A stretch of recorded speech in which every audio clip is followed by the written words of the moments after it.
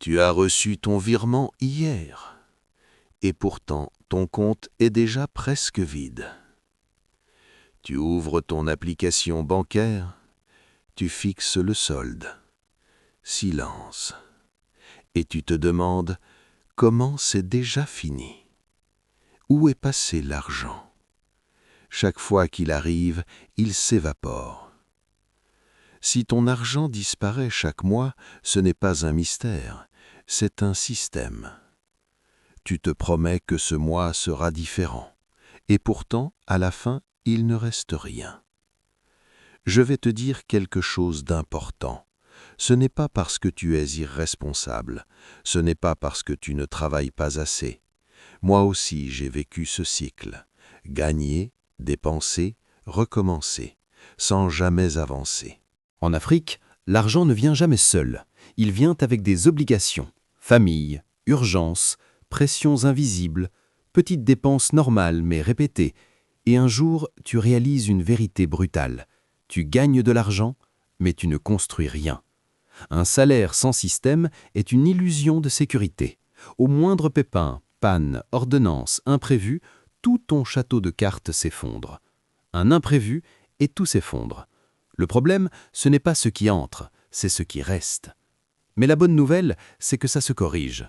Aujourd'hui, je te partage 7 habitudes concrètes pour colmater les fuites et reprendre le contrôle. Habitude 1. Traque les fuites invisibles. Si tu ne sais pas où va ton argent, il décidera toujours à ta place. Pendant un mois, note tout, même la plus petite pièce. En Afrique, ce ne sont pas les gros achats qui ruinent, ce sont les petites sorties invisibles. Les crédits téléphoniques répétés, les transferts d'épanage, les « je te rembourse après ». L'argent ne disparaît pas, il s'échappe. Et tant que tu ne vois pas la fuite, tu ne peux pas réparer le réservoir. Habitude 2. Calcule ton vrai revenu, net d'obligations. Ton revenu, ce n'est pas le chiffre en bas de ta fiche de paye, c'est ce qui reste après tes obligations incontournables. Si tu gagnes 500 000, mais que 200 000 partent directement pour la famille ou le loyer, ton niveau de vie doit se baser sur 300 000. Pas un franc de plus. Ne bâtis pas ta vie sur un argent qui ne t'appartient déjà plus. Habitude 3. Paie-toi en premier. Voici la règle d'or. On ne dépense pas ce qu'il reste après les achats, on dépense ce qu'il reste après s'être payé soi-même.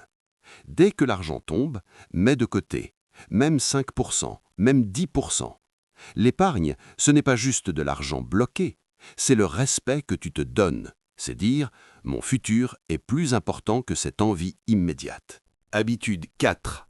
Crée une deuxième source stratégique. Épargner te protège. Investir te libère.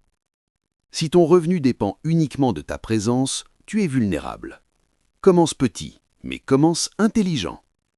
Ça peut être une activité secondaire, un petit commerce, la gestion des réseaux d'un commerçant local, la revente en ligne, une compétence monétisable à distance, un outil qui te rend plus productif. Crée quelque chose qui continue de générer même quand tu dors. Même petit, mais stratégique. Habitude 5. Prévois un budget plaisir. Vouloir vivre comme un moine est une erreur. Si tu te prives de tout, la frustration va s'accumuler. Et un jour, tu craques. Et tu détruis 3 mois d'efforts en une soirée. Prévois une petite somme pour te faire plaisir. Quand le plaisir est planifié, il ne devient pas un sabotage. Habitude 6. Tue les dettes silencieuses. Les dettes visibles font peur. Les dettes invisibles détruisent lentement. Les avances, les crédits informels, les petites dettes entre amis. Elles consomment ton énergie mentale. Elles te font éviter certains regards. Dès que l'argent arrive, libère-toi d'abord de ce qui te pèse. La liberté financière commence par la paix mentale. Habitude 7. L'investissement indestructible. L'argent peut être volé. Un business peut couler. Une opportunité peut disparaître. Mais une compétence reste. Investis en toi. Lis, apprends, forme-toi, discipline-toi. Ton cerveau est ton actif le plus rentable. Augmente ta valeur et tes revenus finiront par suivre. Le problème, ce n'est pas que l'Afrique manque d'argent. Le problème, c'est qu'on ne nous a jamais appris à le dompter. Mais à partir d'aujourd'hui, l'argent ne doit plus te contrôler. C'est toi qui dois lui donner des ordres. Dans 5 ans, soit tu diras « j'ai enfin compris comment gérer mon argent », soit tu diras « je ne sais toujours pas où il passe ». La décision commence ce mois-ci. Les pauvres travaillent pour l'argent. Les libres font travailler l'argent pour eux. À partir d'aujourd'hui, choisis ton camp.